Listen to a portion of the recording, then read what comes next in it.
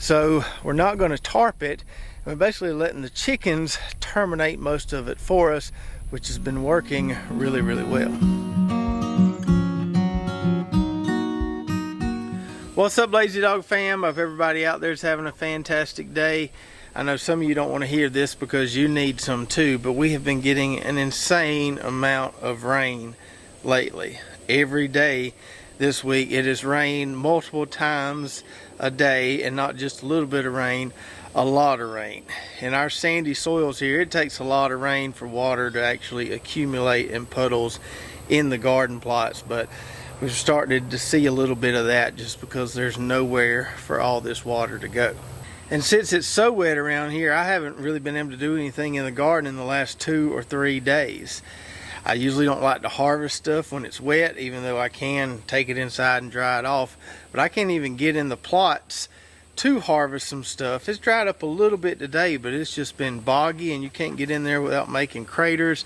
It's just been a mess. So we got a lot of stuff that probably needs to be harvested this afternoon, if I can get to that later.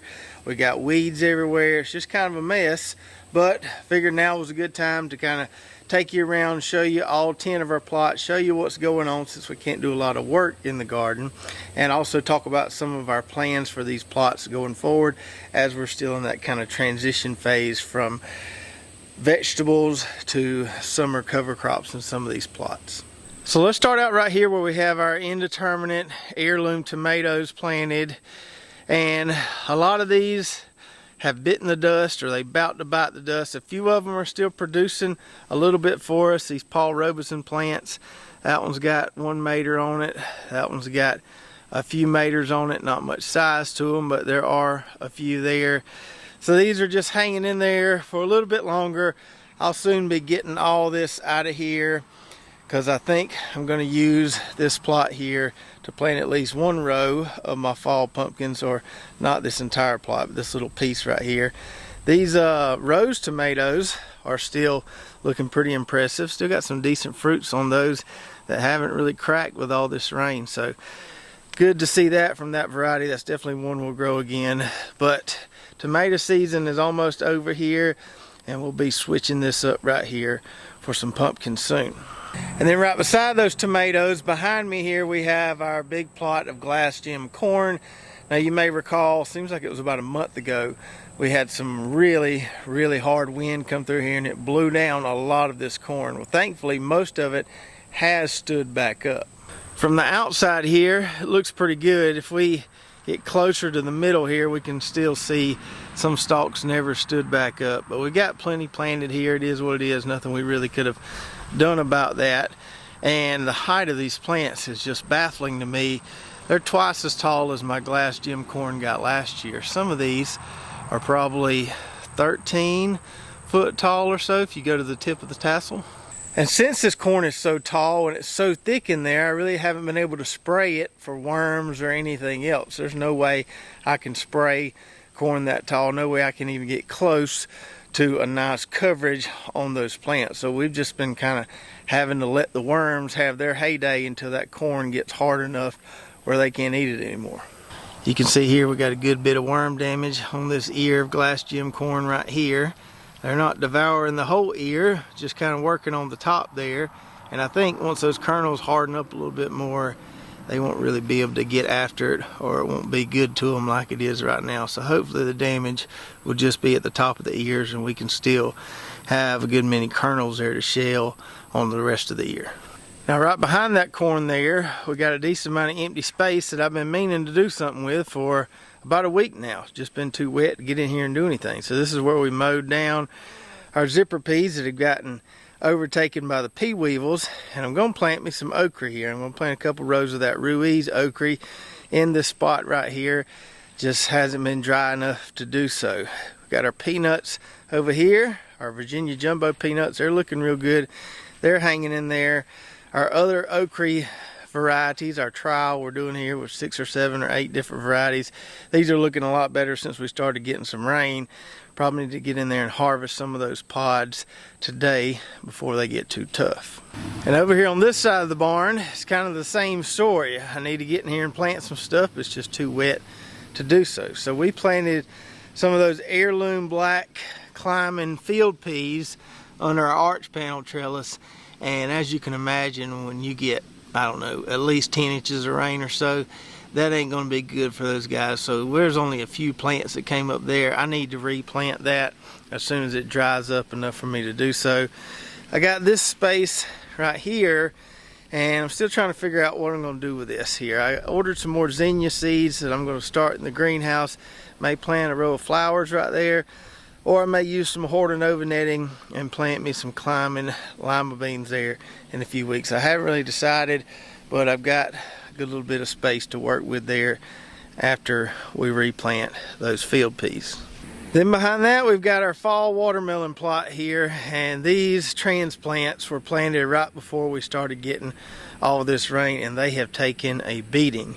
But they're hanging in there. I haven't noticed any dead transplants yet, and they are actually putting on some new growth there somehow or another. Just thank goodness this plot right here is pretty sandy and drains okay. I need to get in between these rows and wheel hoe it, kind of get some air to those roots as soon as I can get in here and do that. But I'm just happy we haven't lost a bunch of plants due to all this rain. Need to get in here and weed a little bit as well, but these things are hanging in there surprisingly. I would have waited and transplanted them, but I don't know that that would have made that big a difference because it doesn't look like there's much end in sight to all this rain. And then if we mosey on up to the front of the property, to this area we call the Dream Garden, we've got this nice lush looking plot right here. It's gotten beat down a little bit by all the rain. So this is a soybean cover crop we planted several weeks ago. Got really good germination on it, and I'm just loving the amount of ground cover we've got here. Not a weed can really thrive in that stuff. Just complete lush ground cover. And I'm probably gonna let this get a little bit bigger, maybe a good bit bigger, before we put the chickens on here. But I think they are gonna surely love it. And then on the end of that cover crop plot, we've got our Valencia peanuts here, which are pretty uneven along the row. It's kind of baffling to me how much better the Virginia jumbos look than these Valencias right here. I still think we'll get some peanuts off of these, but they don't look near as good as our Virginia jumbo peanuts do. Some plants are really tall, some plants are kind of shorter. Kind of uneven growth along the row there. I'm not really sure what's caused that because it's gotten equal amounts of water all along. And then we've got a watermelon plot here, which is doing surprisingly well considering all the rain we've had. I've yet to see a watermelon burst or explode, get too big and split. The plants are still looking really green and healthy, and I think that has a lot to do with how much compost we've got on this plot, so it drains pretty well there. It's not staying super soggy. Still getting a lot of watermelons out of here. I harvested a buggy load of them yesterday, snuck out here between rainstorms and got some harvested. So we're still getting a decent amount of seedless production in here. There's a seedless watermelon right there. Those are hanging in there and keep producing for us. And lately we've started harvesting a good many of these tender sweet orange watermelons, which is our pollinizer. This one right here is absolutely massive, but the tendril hasn't dried up yet. It just keeps getting bigger and bigger. Reminds me of those Carolina Cross watermelons we grew last year. I didn't think they were ever going to get ripe. Now some of the other tender sweets in here, a lot of the ones we've been harvesting have been more that size there. Still bigger than the seedless, but not massive. It's just a few of them like this one. Just keep growing and growing and growing. On this side, we've got our Alibaba watermelons. I've yet to harvest one of these. I checked around yesterday, couldn't find any that were showing the signs of being ripe. Some of them are getting pretty big. That's a pretty good size watermelon right there. The shape on these is pretty inconsistent. Some of them are round, some of them are elongated like that. And I'm guessing that's just part of being an heirloom variety. But you got that one over there that's more round like the seedless. Just a wide variety of kind of shapes and sizes with these Alibabas. And that's one thing I've noticed over the last couple of years, growing a bunch of different watermelon varieties. The hybrid, more newer varieties are going to give you some really consistent shape and size with the melon production, whereas these older heirloom varieties can be kind of all over the place as far as the shape and size. It makes sense why the commercial guys grow the hybrids, because they're wanting a consistent size. They're wanting all the melons to kind of look the same. And with things like these Alibaba, none of them look the same. They all look a little different. And now we'll move on to our mostly nightshade plot here, where we have quite the mess. So pardon my progress here. We're going to get this cleaned up, and it's going to look a lot better as soon as it dries up. Still got a few of these late tomatoes that are producing. Still getting a few of these orange peach tomatoes coming in down there, although these plants are starting to not look so hot. Still got some of these Turkey Creek tomatoes producing down here. I've got several of them there, 3 or 4 nice looking ones I need to harvest later today. I may leave these here longer than some of the other ones that I'm about to pull up, just because I like those so much. They were planted late, and I'd like to get a few more of those good tomatoes off of them. In the row beside that one, we got a little experiment I was trying here that didn't work out so well. So we've got a few pepper plants planted along here. It's not quite a full row. Lost a few plants. I pulled up a few plants. There was a Buena Mulata, that purple cayenne, planted right there. And while they look pretty in purple, they didn't really taste that great to me. They were kind of bitter, so I pulled those up. Was done with those. These Pueblo chili peppers here have been really impressive on how tasty they are. Now, I topped all these peppers in here, thinking we're going to see if I could get away with not trellising them just by cutting the top side of them. You can see that hasn't worked that great. What I think I'm going to do is scratch this row pretty soon here. I'm going to save good many seeds from this Pueblo variety. May plant me a fall run of these because I really like them. But topping and not trellising didn't work so great for us. Now in the pepper row beside that one, we did our Florida weave trellis like we normally do. And these plants are looking a good bit better. Some of them on this end look pretty scraggly. Our bell peppers are hanging in there, still getting some good production off those. Still getting some good production off these orange Cornito Giallo sweet peppers there. But the best looking peppers I got of all of them are my Santa Fe Grands here, which I'm excited about because these are the ones we'll be making hot sauce with. I've harvested these several times and they're just looking really good. Really good production off these. Not sure why these are doing so much better than all the rest of my peppers, but they just are. Now the next 2 rows in this plot will be gone very soon. As soon as I can get out here without making a huge mess in the mud, these 2 rows are coming up. So this is our determinate tomato trials, and we've got those Torrangina cherry tomatoes on the end. Those plants have started looking pretty rough in the last week. These determinate tomato plants look really rough, and so both of these rows are going to come out of here pretty soon, and that's going to free up a good bit of space. There might be a few runt tomatoes left out there on them, but not enough worth saving, not enough to leave or warrant leaving these guys here any longer. And then on the end we've got our basil here, which I'm hoping will hang in there. A lot of it has kind of lost its footing with the soil being so wet.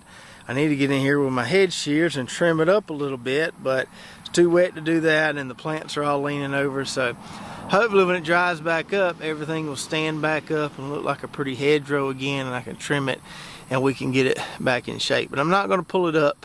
We're going to see if it stands back up, see if it starts looking good again. So hopefully on the next video or the one after that, it won't be quite as wet, and I can show you how we kind of dismantle this Florida weave set up here and get this cleaned up really easily and really quickly.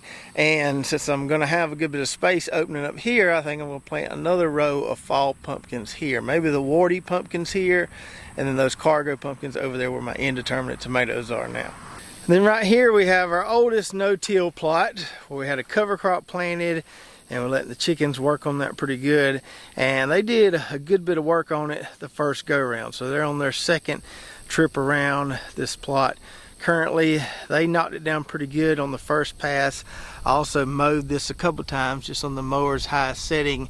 so it wasn't so hard to pull the chicken tractor through there. You can see this stuff where the chickens haven't scratched it up still grows back after being mowed really close. But we got a lot of good organic matter on top of the soil there, and my plan is to use this plot right here, plant this whole plot with those polar bear pumpkins. I got close to 100 transplants in the greenhouse that are just starting to germinate, and so we're going to fill this plot with pumpkins, hopefully get a lot of good production right here.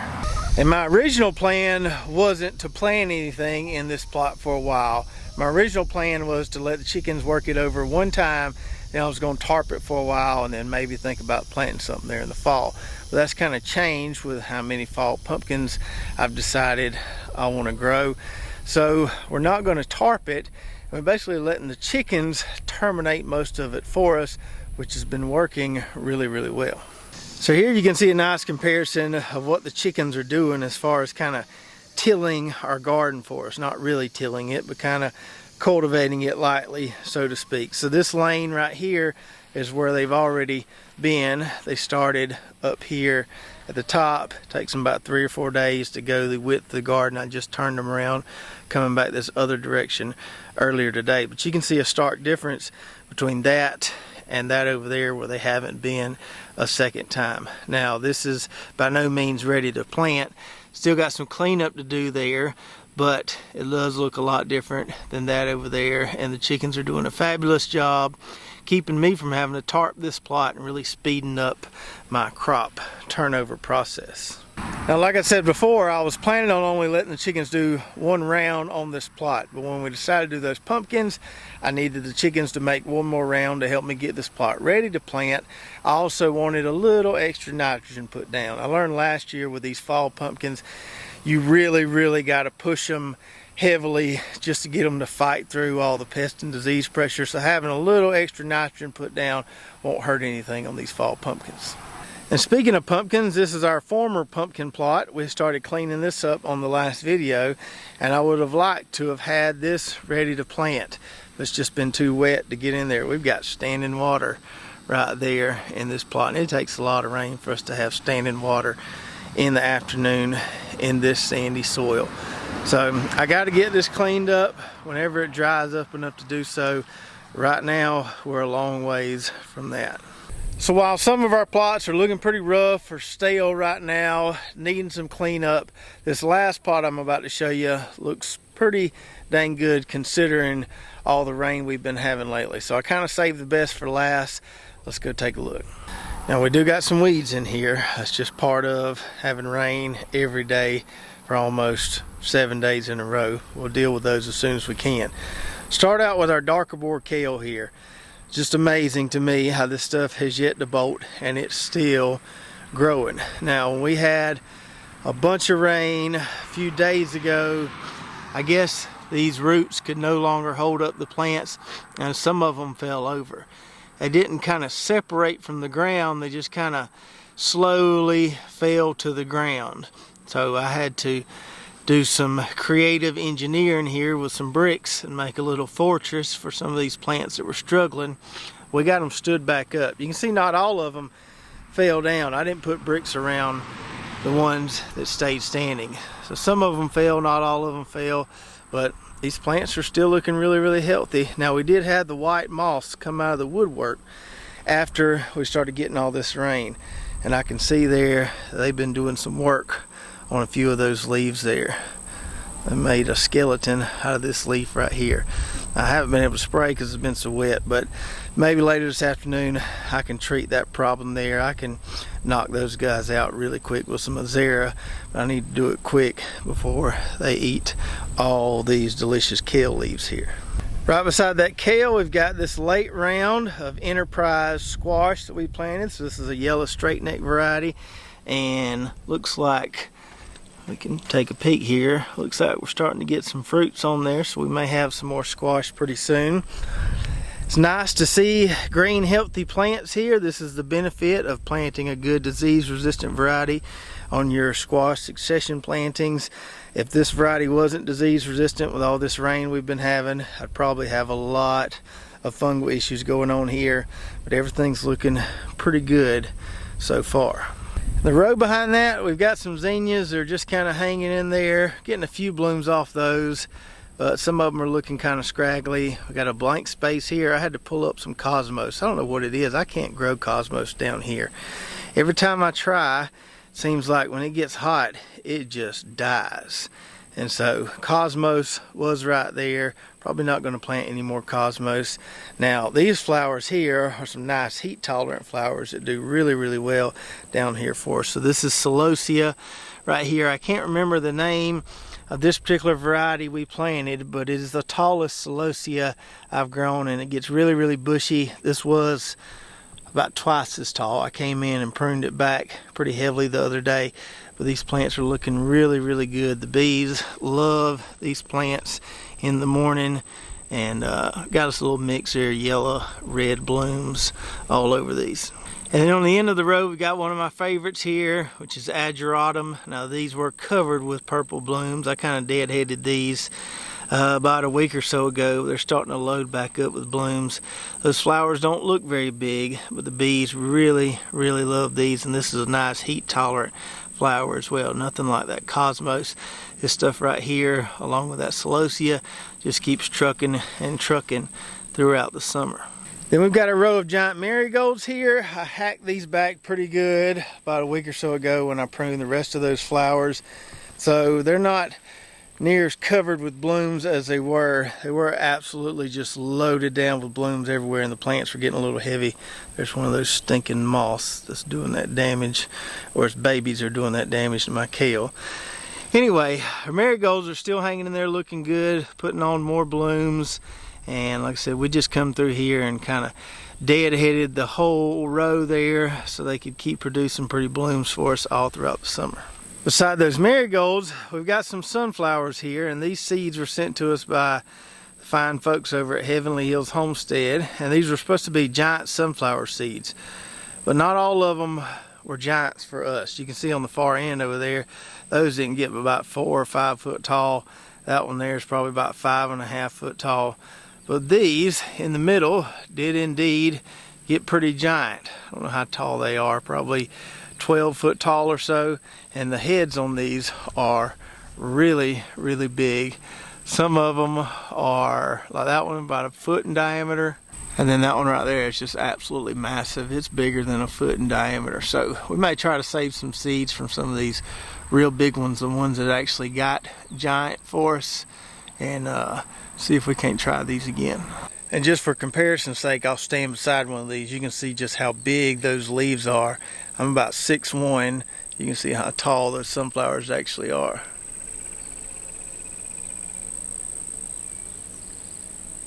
And then lastly, beside those giant sunflowers, we have our sweet taters here.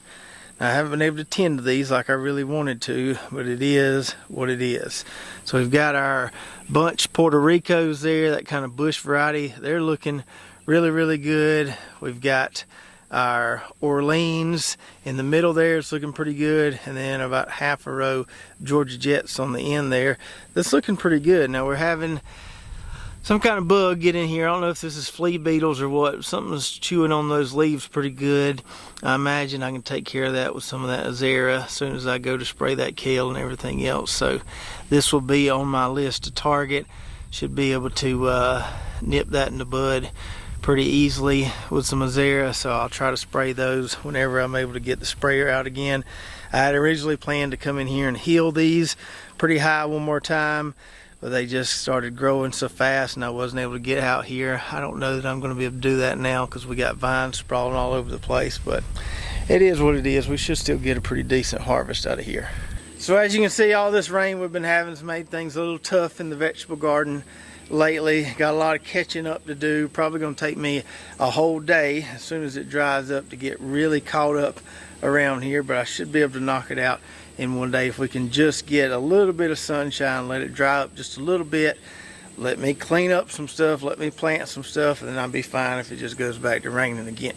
Now the upside, and there's always an upside, to all this rain has been my fig trees back there. I'm getting really good lush growth on all my fig trees.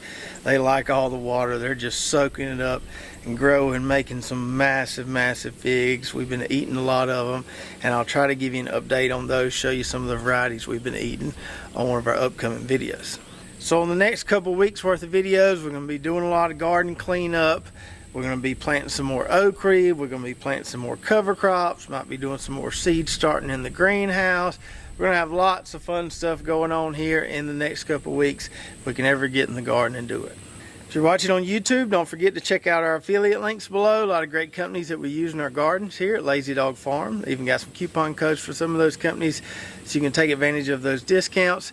Don't forget to go check out our website, lazydogfarm.com, where we've got recommended products, hats, shirts, recipes, our garden blog, all kind of good stuff over there. If you did enjoy the video, make sure to subscribe, hit that notification button, like and share, and we'll see you next time right here at Lazy Dog Farm. Oh,